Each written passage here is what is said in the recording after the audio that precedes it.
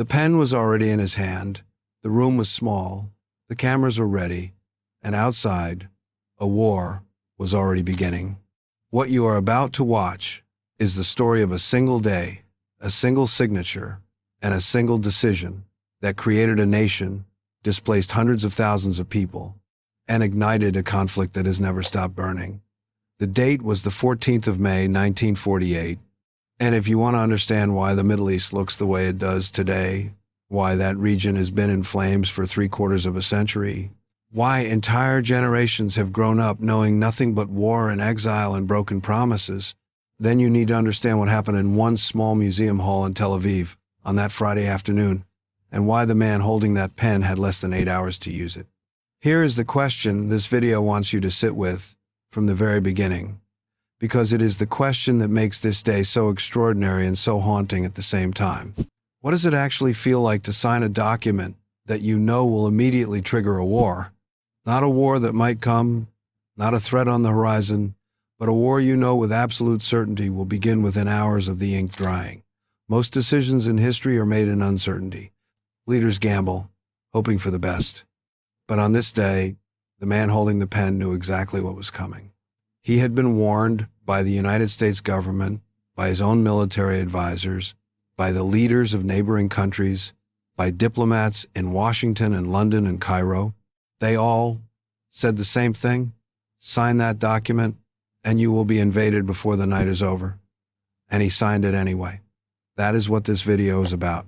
Not just the creation of Israel as a historical fact, but the human weight of that afternoon, the tension in that room, the calculation behind that decision, and the chain of events it set permanently in motion across the entire Middle East and the entire world. To understand why that single day carries so much consequence, you have to understand the world it emerged from, because nothing about the 14th of May 1948 was sudden or accidental. It was the product of decades of colliding promises, broken agreements, impossible commitments, and the raw aftermath of the most catastrophic event in human history. The Holocaust had ended just 3 years earlier. 6 million Jews had been murdered in Europe, and the survivors who remained in displaced persons camps across Germany, Austria, and Poland were not simply homeless. They were the remnants of a civilization that had been deliberately and systematically annihilated, and the world was still struggling to understand what it owed them and whether it owed them anything at all. Palestine at that time was under British control, administered through a mandate that the League of Nations had granted Britain after the First World War. It had been British territory in the loosest and most contested sense since 1920. But by 1947, the British were exhausted, financially broken by the Second World War, politically trapped between the demands of Jewish immigrants who wanted a homeland and the demands of Arab residents who had lived on that land for generations and had no intention of leaving. The British had made contradictory promises to both sides across several decades, and by 1947 they had simply decided they wanted out. In February of that year, Britain handed the problem to the newly created United Nations, and the UN spent months trying to find a solution that would satisfy everyone, knowing perfectly well that no such solution existed. What the UN produced in November 1947 was Resolution 181, a partition plan that proposed dividing mandatory Palestine into 2 states, one Jewish and one Arab, with Jerusalem placed under international administration.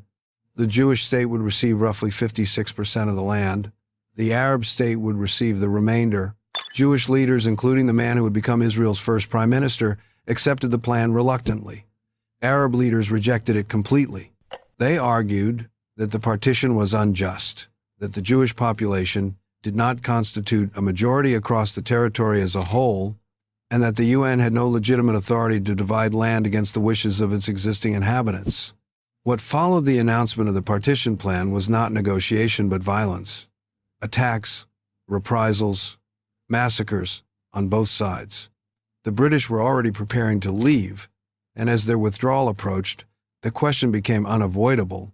What would happen on the day the mandate officially ended? That day was the 15th of May 1948. The British mandate would expire at midnight, And this is where the tension in our story begins to build towards something almost unbearable.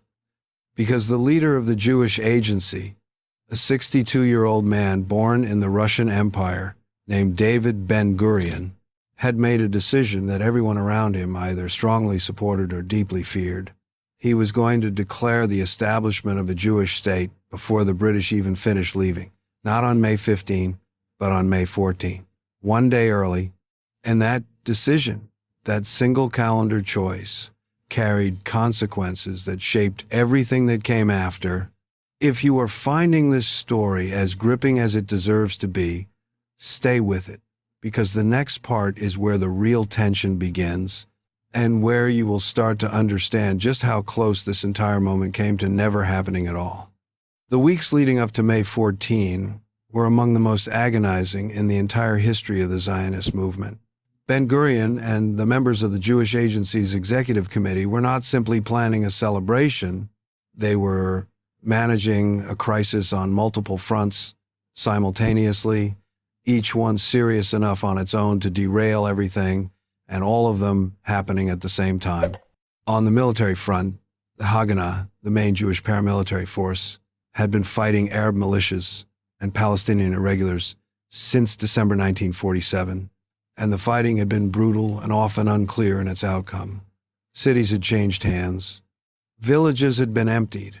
Tens of thousands of Palestinian Arabs had already fled or been expelled in the months of fighting that preceded the declaration, a process that historians have documented and that would accelerate dramatically after May 14.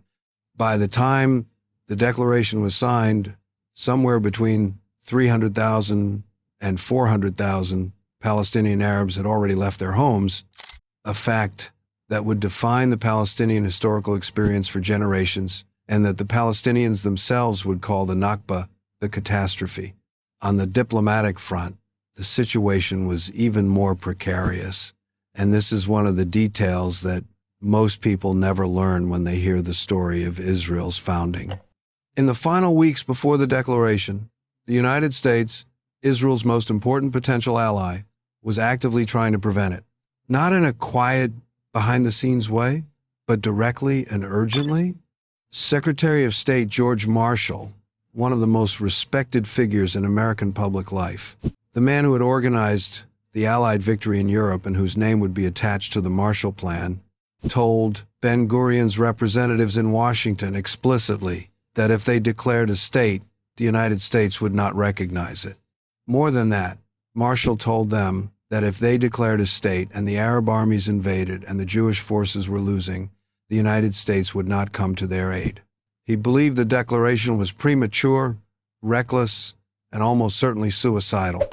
He told Moshe Sherdock, the Jewish Agency's head of political affairs, in a meeting on May 12, just 2 days before the declaration, that if the Jews declared statehood and were then defeated militarily, they would have brought their destruction upon themselves and would have no right to come crying to the United States for help.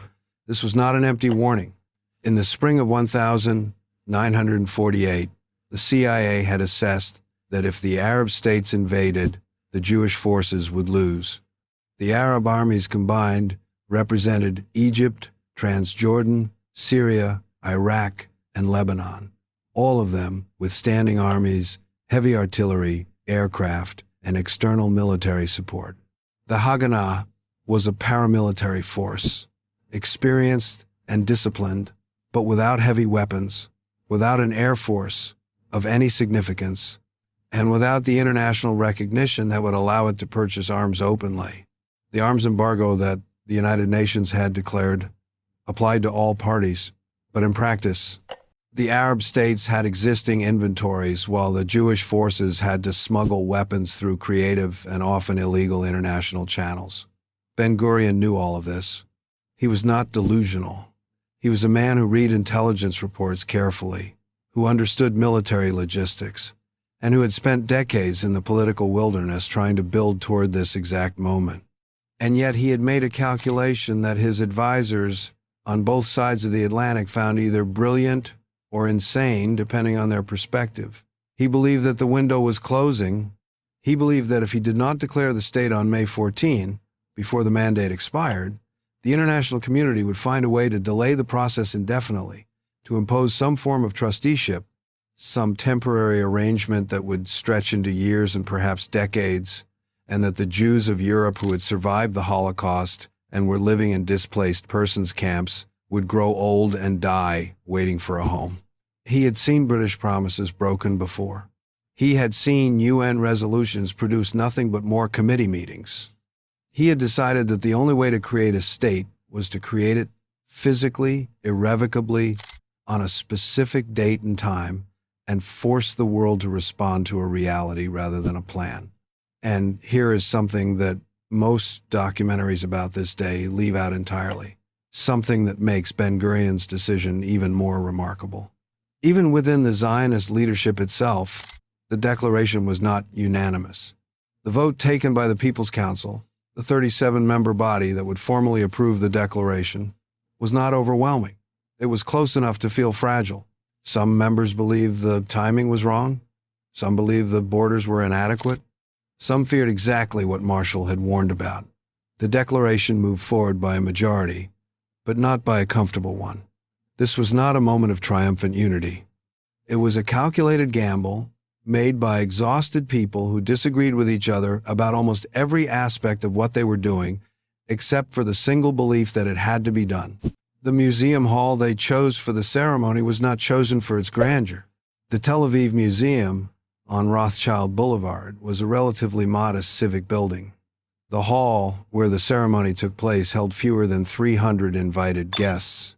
The space was decorated with a large portrait of Theodor Herzl, the founder of modern Zionism who died in 1904 and never lived to see this day, and with the blue and white flags of what would become the new state.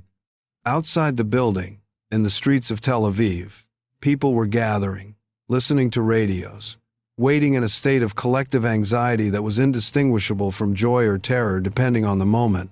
The ceremony was scheduled for 4 p.m. There was a specific reason for that time.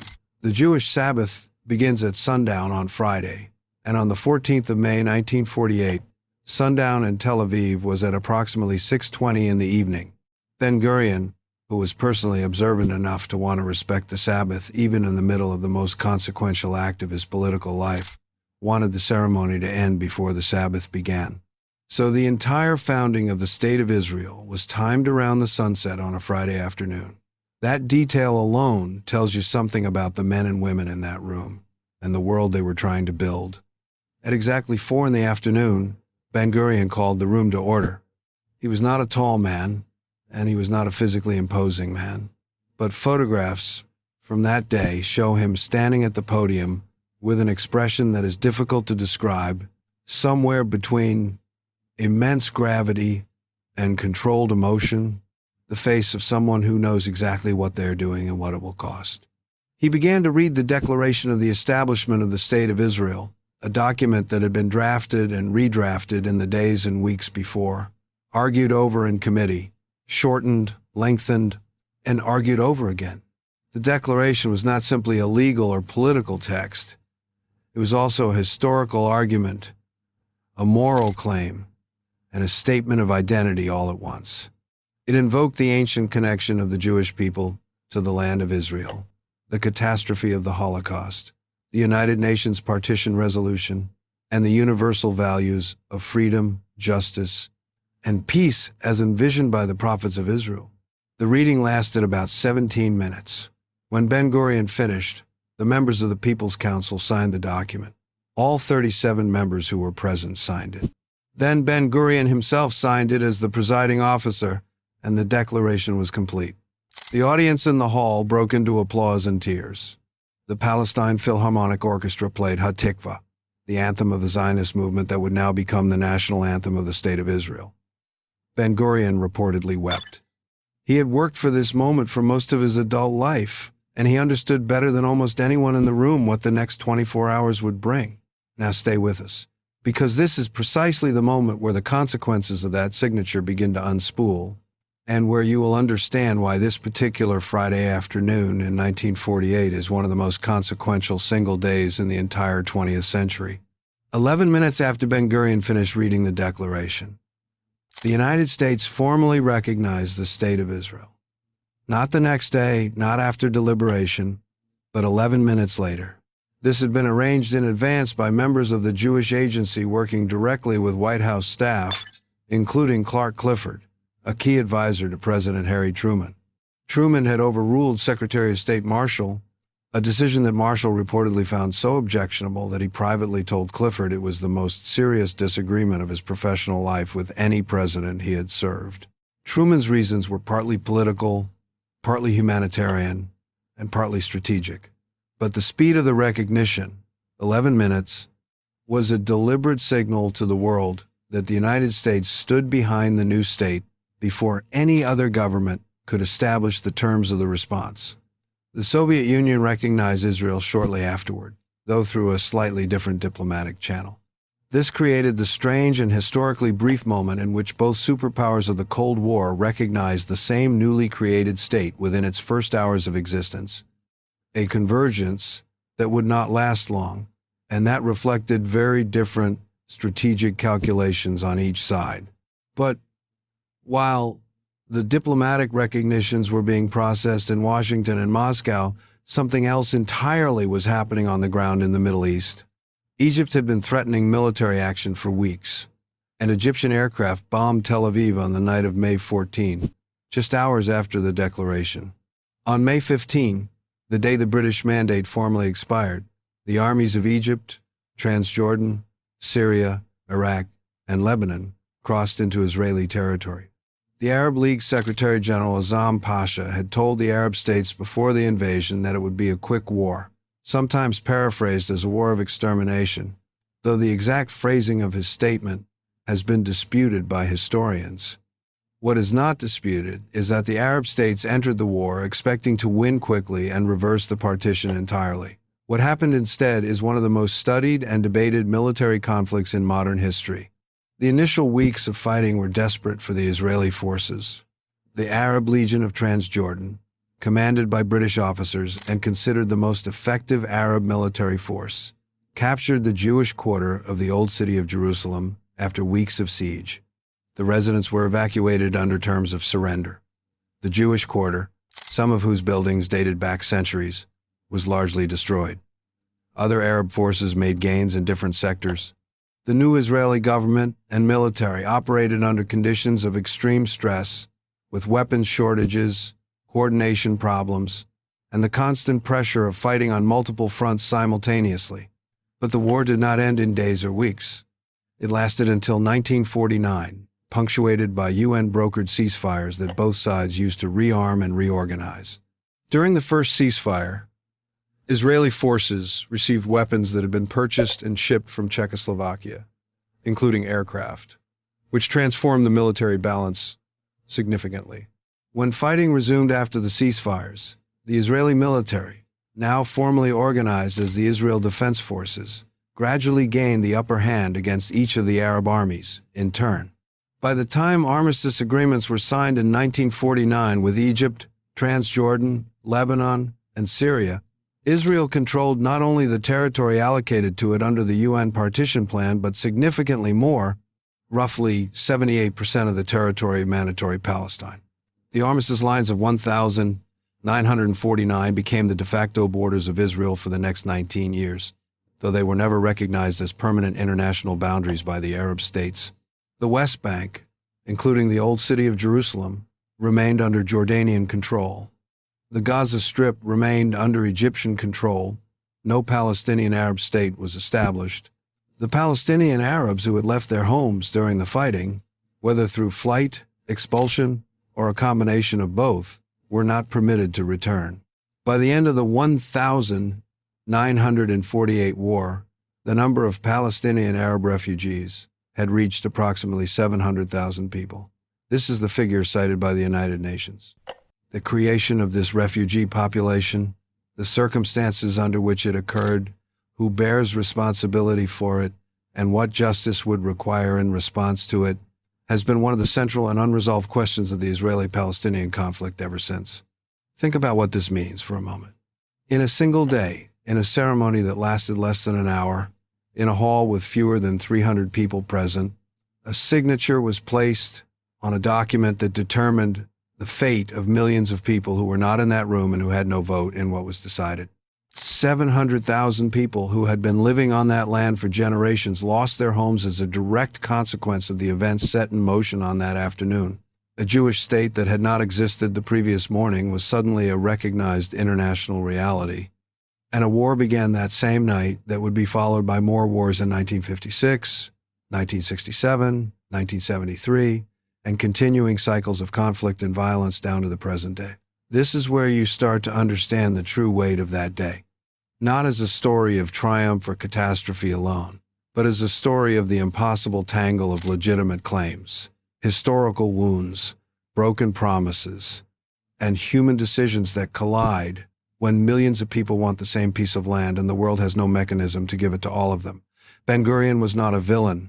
He was a man who had watched the Jewish people come to the brink of complete annihilation in Europe and who was determined that they would have a place where they could be safe. The Palestinian Arabs who lost their homes were not villains either. They were people who had lived on their land and suddenly found themselves on the wrong side of a geopolitical decision made by people far away. Both of those things are true simultaneously.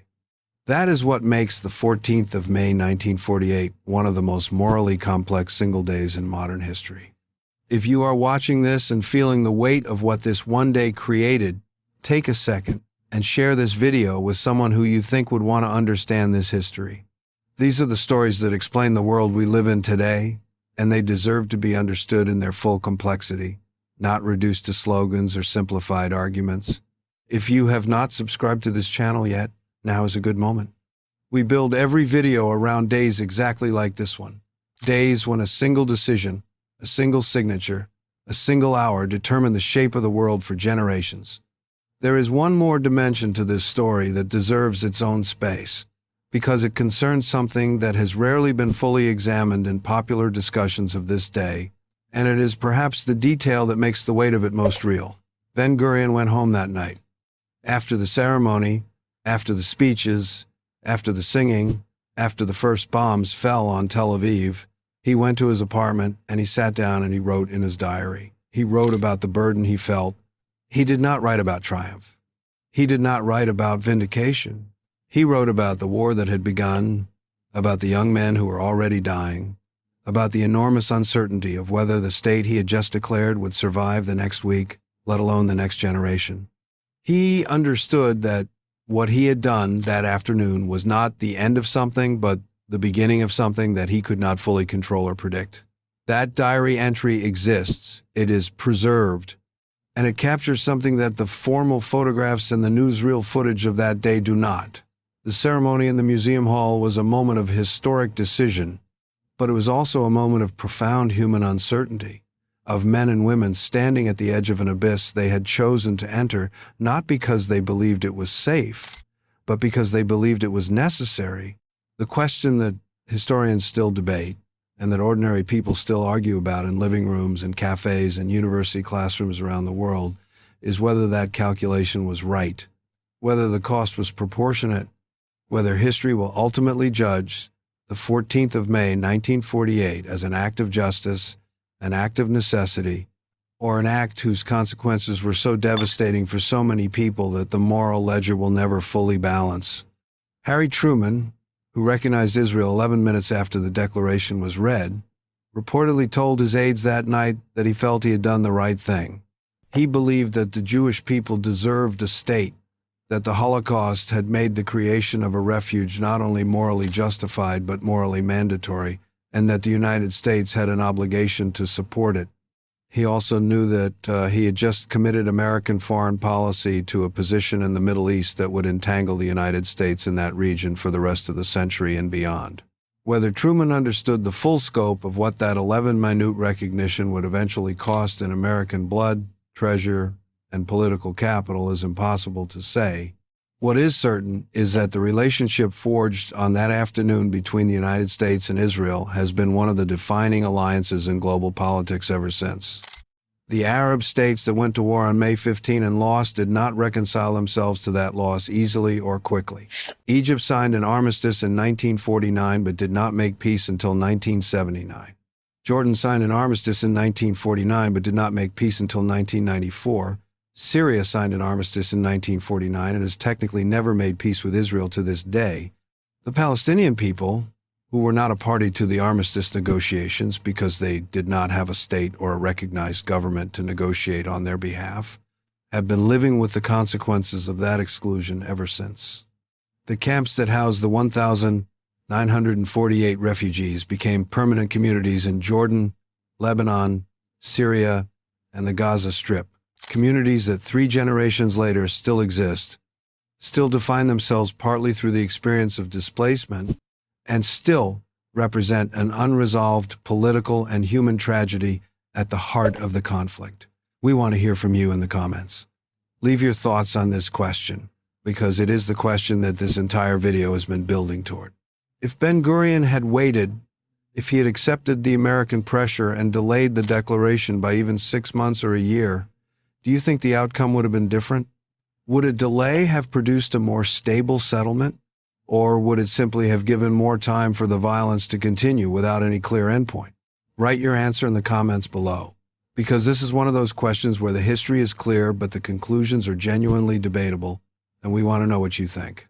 The irony that haunts this story, and that feels important to name before we close, is that Herzl, the man whose portrait hung over Ben-Gurion's head as he read the declaration, had died in 1904 believing his dream was likely to be achieved within 50 years.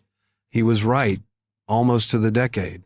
But Herzl had also written that the creation of a Jewish state would resolve the Jewish question by giving the Jewish people a country of their own and thereby removing the tension that had made them targets in Europe.